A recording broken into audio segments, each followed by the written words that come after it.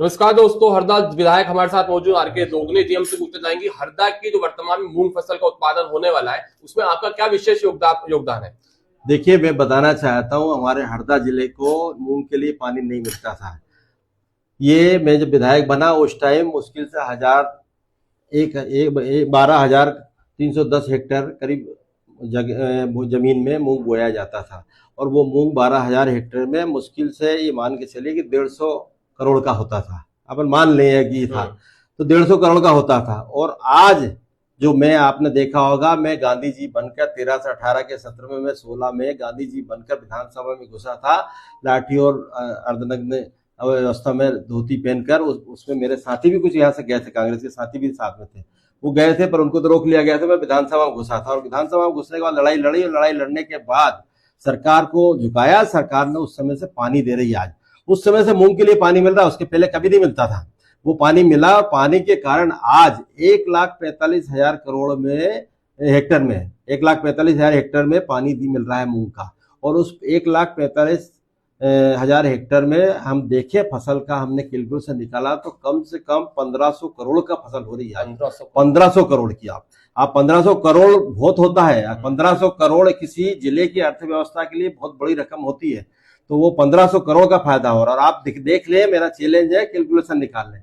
पुराने लोग बोलते थे कि हमने विकास किया, हमारे नाम से पहचाना जाता है, हरदा 1 नंबर हमने बना दिया। अरे भाई, 1 नंबर तो ये बना है, मैंने जो विधानसभा में जाके मुद्दा उठाया और मैं गया हूं और वहां जाके मांग की, और मांग करने के बाद क्योंकि वो पानी व्यर्थ भरा हुआ था, पानी वो खराब जा रहा था, उसका कोई सदुपयोग नहीं हो रहा था। उस पानी को मैंने हरदा में लेकर आया हूं और हरदा में लेकर आया, हरदा जिले को मिला है। और हरदा जिले को मिला उसके बाद 1,500 करोड़ की फसल हो रही है।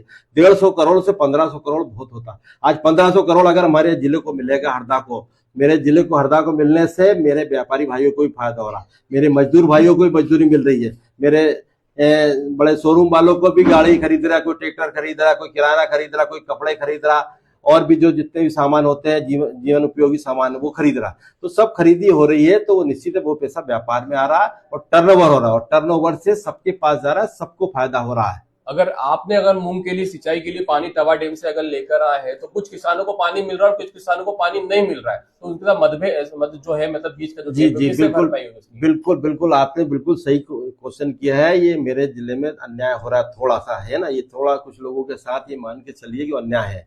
और उसके लिए हमने इसी बार भी मांग की थी, कलेक्टर साहब से बात की थी और भी प्रशासनिक अधिकारियों से बात की थी कि हमारे यहाँ जो व्यवस्था है, व्यवस्था को सुधारना पड़ेगा। जैसे ये पानी की व्यवस्था हमने सुधारी, पानी व्यवस्था लिया और पानी से फायदा मिला। अब व्यवस्था को सुधारना पड़ेगा, जब हमारे पूरे जिले के लोगों को फायदा मिलेगा। उसमें मैंने सलाह दी है कि हमारे पास 2 नहरें हैं जिसमें पानी जाता है। दोनों नहर का तबा डैम से जो आता पानी भादू गांव से डिस्ट्रीब्यूट होता, तो एक जाता हंडिया साइड और एक जाता इधर मगरदा साइड, तो मगरदा गहाल वाली नहर पे। तो ये 2 नहरें मेन केनाल है। ये दोनों मेन केनाल में से हमारे टेल के क्षेत्र दोनों छूट जाते हैं मूंग की फसल से, तो उनको भी मिलना चाहिए। देखिए, वो भी हमारे जिले में रहते हैं और उनका भी हक बनता, पानी उनको भी मिलना चाहिए। और मैं भी मांग उठा रहा हूं, उनके लिए भी पुरजोर उठाऊंगा। और दोनों विधायक, हम टिमरनी विधायक से भी बात की हमने, हम दोनों अगले बार उठाएंगे और ये पानी को ऐसा डिस्ट्रीब्यूट करें कि 1 साल इधर चला जाए, ये मगरदा वाली नहर में, 1 साल चला जाए हंडिया वाली नहर में। तो हमारे टेल क्षेत्र के जो हंडिया क्षेत्र के लोग हैं उनको भी मिल जाएगा, पूरे के पूरे किसानों को मिल जाएगा। और उसके बाद इधर देंगे तो इधर के पूरे खड़िया तक के किसानों को मिल जाएगा। तो दोनों तरफ बराबर मिलेगा। और उसमें दूसरा फायदा भी है हमारे किसान भाइयों के लिए। उनसे ये निवेदन करना चाहता हूँ आपके माध्यम से कि मादिक भाई, अगर कभी वो किसान भाई थोड़ा सा वेट करेंगे, थोड़ा इंतजार करेंगे, तो निश्चित हमको लाभ मिलेगा। आज अगर 3 महीने वो खेती हमारी धूप अगर खा लेगी, क्योंकि प्रकृति से ही सब चीजें हो रही है। ये चीजें अगर आदमी सोचता है कि मैं सब कर रहा हूँ, मैं हल देता हूँ, ट्रैक्टर चला देता हूँ, इससे पैदा हो रहा है, इससे नहीं हो रहा है, प्रकृति दे रही है।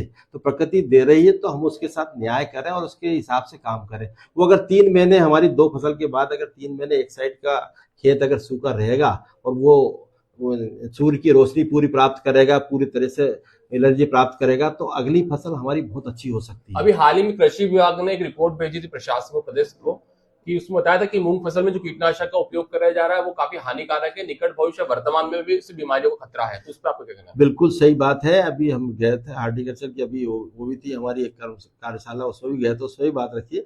और निश्चित है ये पेस्टिसाइड का जितना उपयोग कर रहे हैं उसका नुकसान हो रहा है। और वो नुकसान पंजाब में जैसे कैंसर के मरीज बहुत ज्यादा हो गए हैं, वो इसी कारण हुए हैं।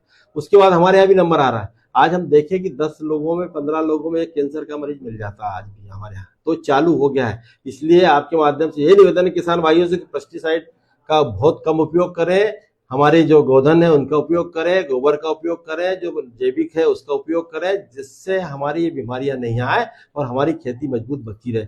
खेती का भी नुकसान हो रहा है, खेती में अगर ज्यादा उपयोग करेंगे तो पैदावार भी कम हो जाएगी, उसकी उर्वरा शक्ति खत्म हो जाएगी और भुरभुरी मिट्टी हो जाएगी, पीली मिट्टी टाइप की। तो इसलिए उसमें कम उपयोग करेंगे तो ज्यादा अच्छा रहेगा, उसका लाभ मिलेगा और हम लोग भी स्वस्थ रहेंगे और हम हमारा जो फसल जो खरीदते हैं वो भी स्वस्थ रहेंगे। अभी हाल ही में विधानसभा सत्र चला, हरदा जिले के विकास को लेकर आपने विधानसभा में क्या सवाल पूछे? देखिए, हरदा के बारे में बहुत सारे सवाल, जो जो कमियां थी हर चीज को मुद्दा को मैंने उठाया। आज मैंने किसानों को जो खेत सड़क थी, रोज मनरेगा की जो योजना थी, रोड बनाने के खेतों में जाने की, वो मुद्दे उठाए, वो बात रखी हमने।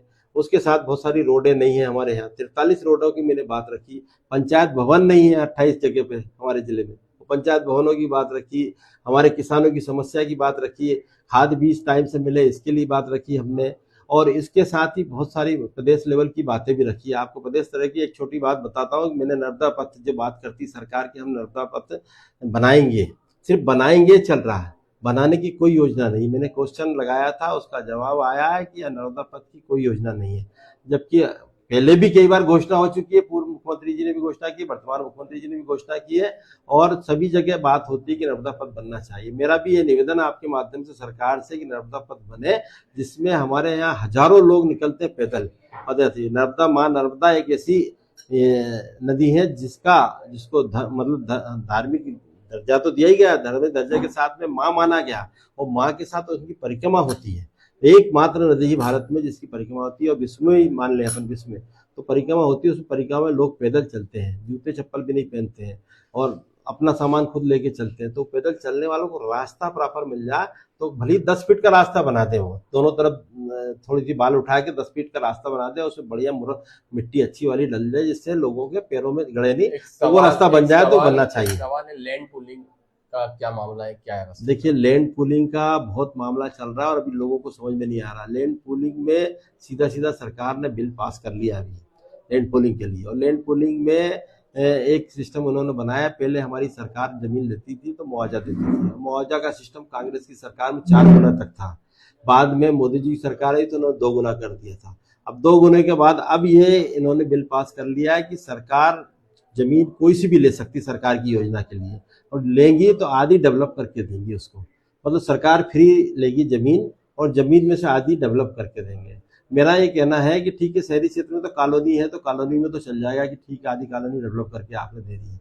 और आप कॉलोनी को छोड़िए, आपने अगर कभी हाईवे के लिए ली जमीन तो हाईवे में क्या डेवलप करके दोगे? हाईवे में तो डेवलपमेंट होगा ही नहीं। तो आप मतलब उनका कहना यही हो जाएगा सीधा कि तो हाईवे जमीन आपकी हाईवे के बगल में हो गई, मतलब ऑटोमेटिक आपकी डेवलप हो गई तो आधी जमीन हो जाएगी।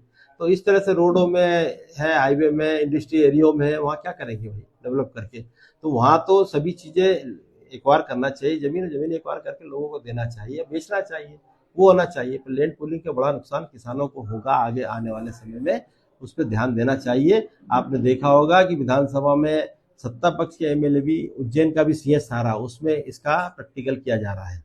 तो वहाँ विरोध उज्जैन के विधायकों का खूब आया और सत्ता पक्ष के विधायकों का विरोध भी आया। तो निश्चित है वो बिल ठीक नहीं है।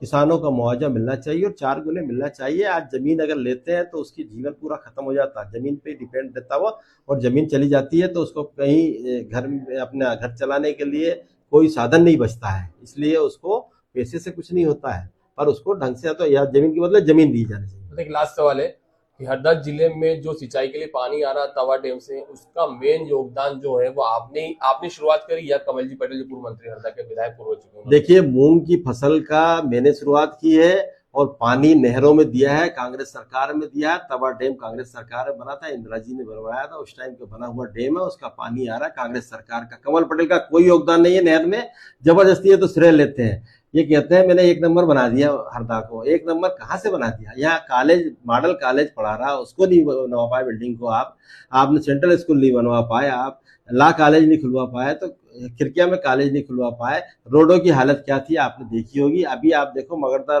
यहाँ से अपना मगरदा रोड भी पहले हालत क्या थी और मैंने बना था उसके बाद ही बनवाया था। आपका अभी रोड मैंने सैंक्शन कराया मसनगांव से, जो गांगला मसनगांव से लगा के हंडिया तक का जो रोड है, वो रोड क्यों नहीं बनवाया भाई तुमने? विकसित करते अगर तो ये रोड क्यों नहीं हो रहा? ये तो जीवनदायिनी रोड है। यहाँ से अगर सीधे जाते तो हंडिया निकल जाता आदमी, खिड़किया का यहाँ हरदा आने की जरूरत ही नहीं पड़ती। हरदा में लोड बढ़तेंगे इसका। इस तरह के बहुत सारे अच्छे अच्छे रोड थे जो नहीं बनवाए आपने। तो विकास कहाँ किया? कौन सा विकास किया बताया तो? एक आध तो विकास बता दे कि आपने एग्रीकल्चर कॉलेज की कितनी बार घोषणा कर दी, कुकड़ा पानी डैम की घोषणा करती, एक भी नहीं कराया। अभी इलाप सिंह योजना का मैंने पैसे डलवाए हैं, इलाप सिंह योजना की भी घोषणा करते जा रहे हैं, पर बना क्या इनके कार्यकाल में? अभी अभी ये 3 महीने पहले मैंने 50 करोड़ डलवाया और उसके बाद अभी 150 करोड़ अभी इलाप सिंह योजना के लिए डला है। गंजाल मोरन डैम पड़ा था बहुत पुराना, गंजाल मोरन डैम नहीं बनवा पाए, उसको सैंक्शन कराना था, उसको कराना था, पूरा हरदा हमारा सिंचित हो जाता, 100% सिंचित कर देंगे। अरे भाई काम करोगे तब होगा ना, बोलने से थोड़ी होगा। गंजाल मोरन डैम में भी अभी हमने 250 करोड़ रुपए डलवाए हैं।